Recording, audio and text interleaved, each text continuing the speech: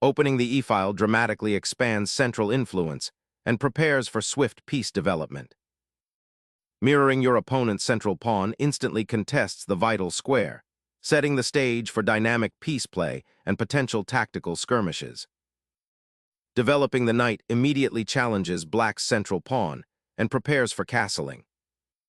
Developing a piece to defend the central pawn and prepare for castling is a sensible step.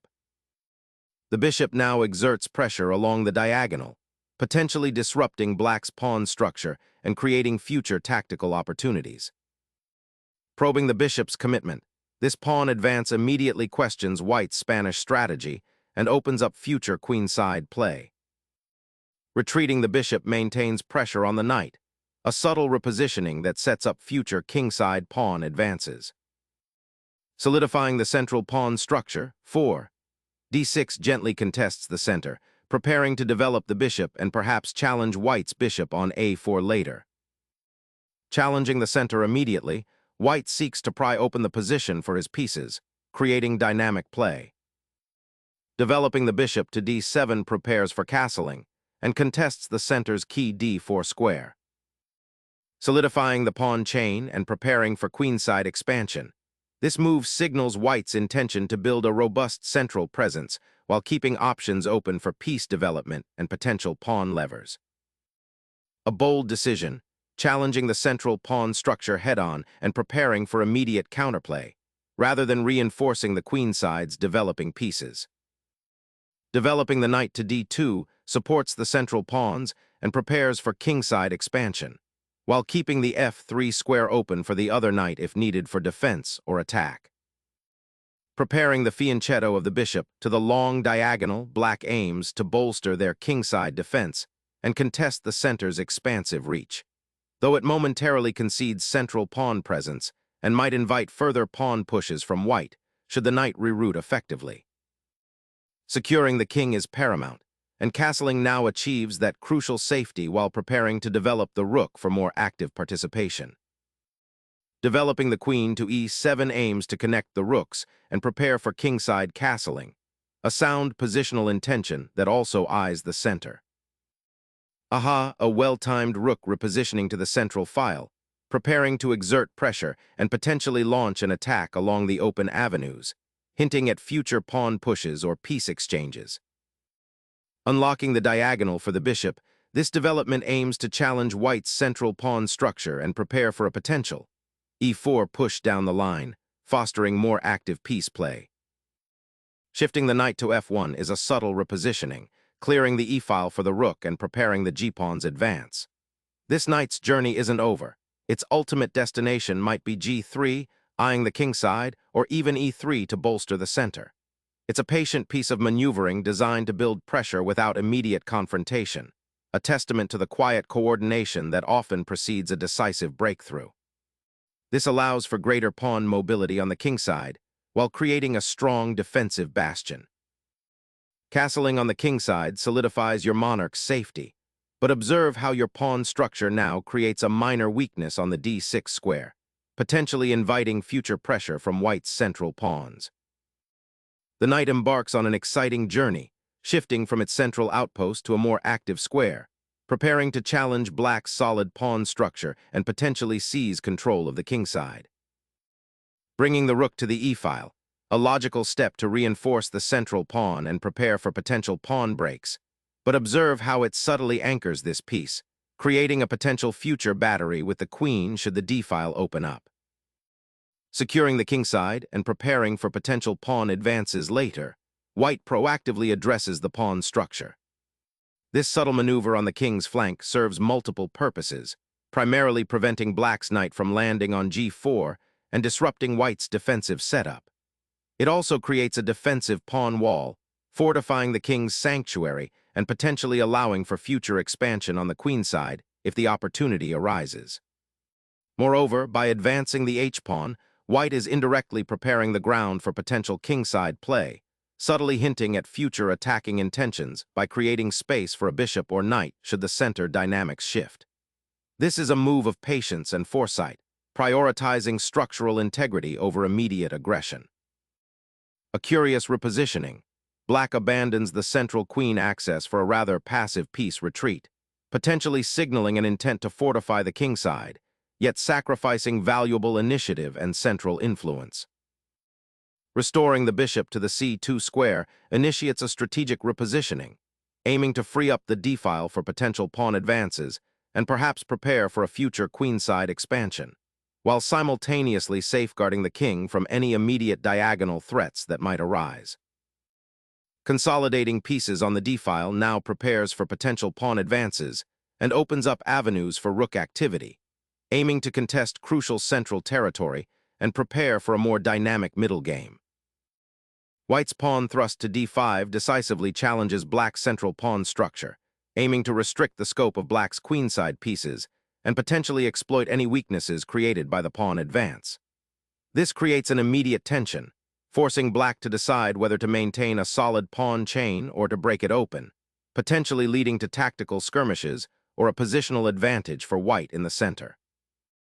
This maneuver centers the knight, preparing to bolster the queenside or potentially shift to a more active square on the kingside after further pawn restructuring, while importantly avoiding immediate capture by white's advanced pawn and simultaneously defending the f5 square.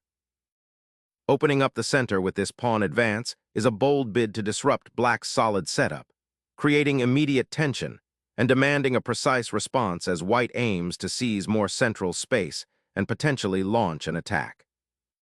Shifting the monarch to h8 serves primarily as a defensive maneuver, creating a small but important safety net against any potential pawn storm or direct attack down the g-file, while also preparing for future kingside maneuvering should the opportunity arise, perhaps allowing the g-pawn to advance later for more breathing room. Expanding on the queenside, 16.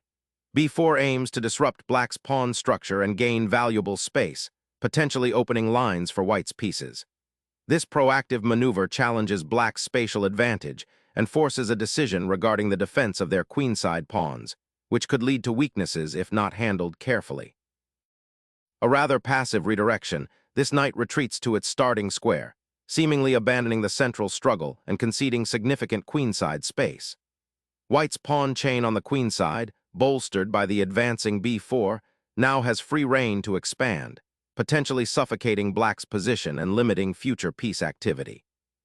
While it's true that knight maneuvers can be subtle and part of a deeper plan, this particular repositioning feels like a missed opportunity to contest the center or develop more actively.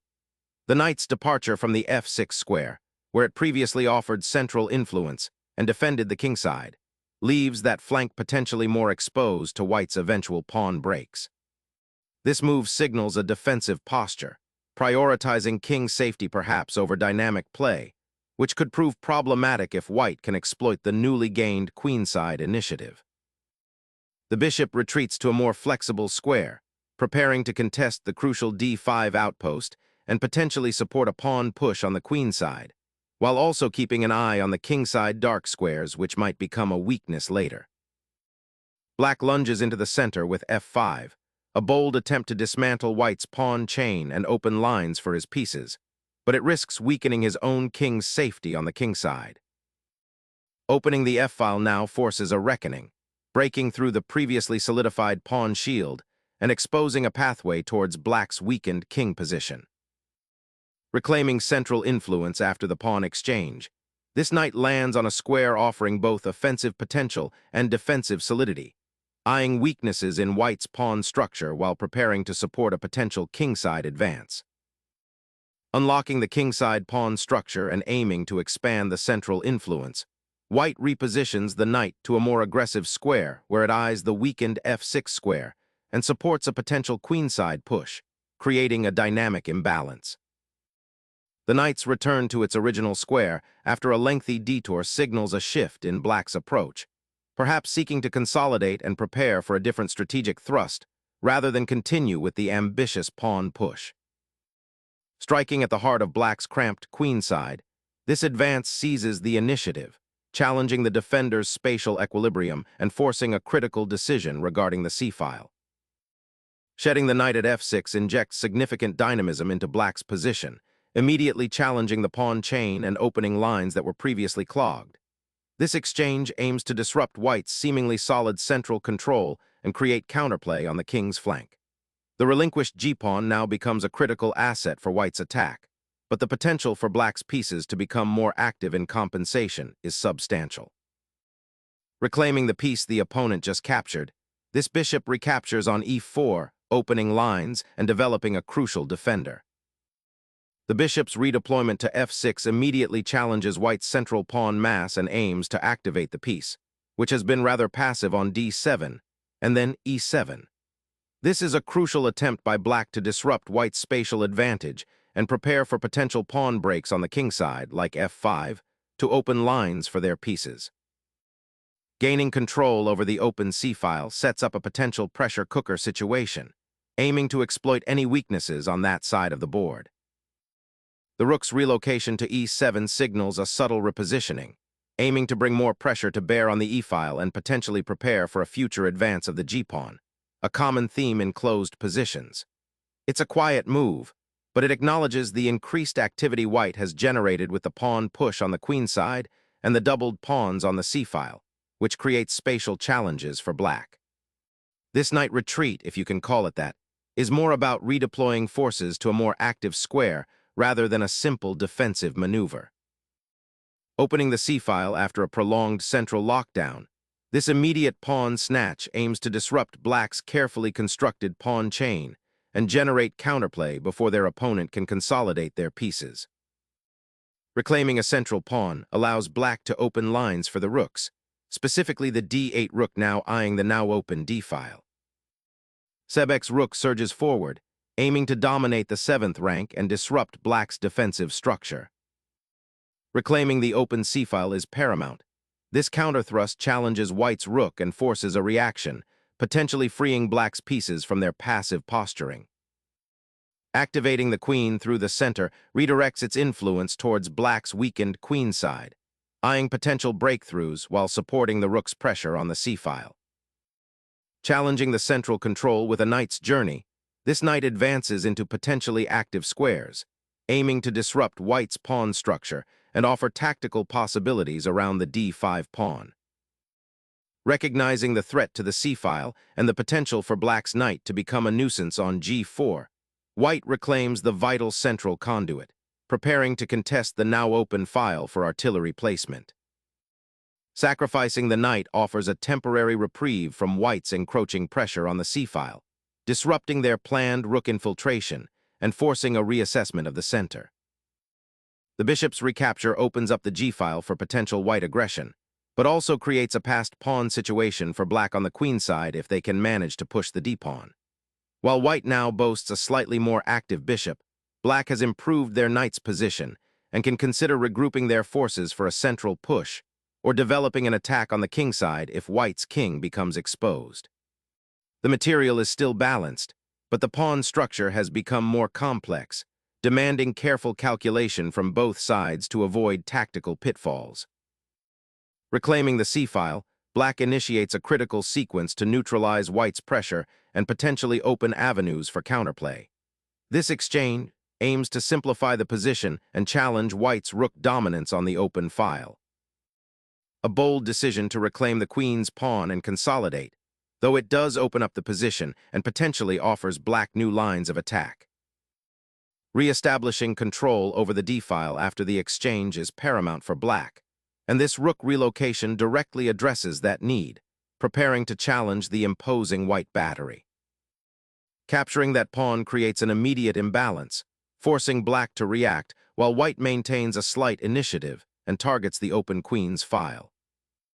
Sacrificing the bishop to disrupt white's pawn structure around the king, aiming to create immediate attacking chances, though it surrenders material and relies on rapid piece development to compensate. Sacrificing the rook on a6 injects immediate, albeit risky, life into white's position by disrupting black's pawn structure and potentially creating a mating net around the exposed black king. But it opens the possibility for black's queen to infiltrate white's queen side if white miscalculates the follow-up. A desperate attempt to stir chaos and disrupt white's imposing pawn structure, though it ignores the glaring vulnerability of the king. Shifting the rook to the c-file now activates it on an open path, putting pressure on black's queen side and eyeing potential targets like the bishop on g5 or even the king's position if subsequent maneuvers allow. Seeking active counterplay through piece redistribution, black intends to reposition the bishop, potentially eyeing the long diagonal or creating opportunities for other pieces to join the fray, despite the current material imbalance. Reclaiming the defended pawn on the 7th rank immediately re-establishes a crucial presence, promising renewed pressure against black's somewhat exposed monarch, and potentially setting up a battery along the newly opened file. Repositioning the bishop to the safer square c8, the intention is likely to defend the rook on d2 and to prepare for further defensive maneuvers, perhaps even considering a retreat of the queen if the d-file becomes too exposed. Sacrificing that pawn on a file is a bold statement, aiming to seize the initiative by disrupting black's pawn structure and forcing them to defend the exposed king. Reawakening the diagonal for your bishop now presents an active outpost, eyeing the vulnerable queen's flank and potentially disrupting white's queenside consolidation. Unlocking the d-file for your rook offers a powerful re-engagement with the initiative, aiming to exploit black's somewhat passive piece placement and potentially disrupt their king's safety. The knight's retreat to d7 finally allows for a unified defense of the queenside pawns, aiming to consolidate the position after a period of active but somewhat scattered play.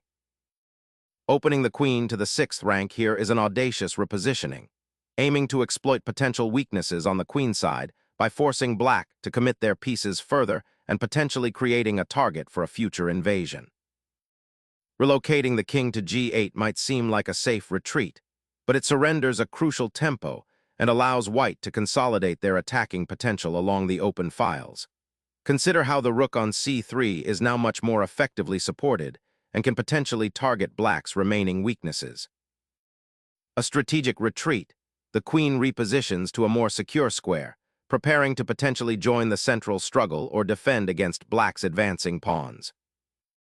Consolidating the bishop to d8 is a sensible step, repositioning this piece away from the immediate threats on the c-file and back towards the kingside, where it may be needed to defend the monarch or participate in a future kingside counterplay. Fortifying the king's immediate surroundings by anchoring the bishop on c1 creates a solid defensive triangle, effectively nullifying any lingering threats along the c-file and preparing for potential endgame skirmishes where pawn structure and bishop placement become paramount.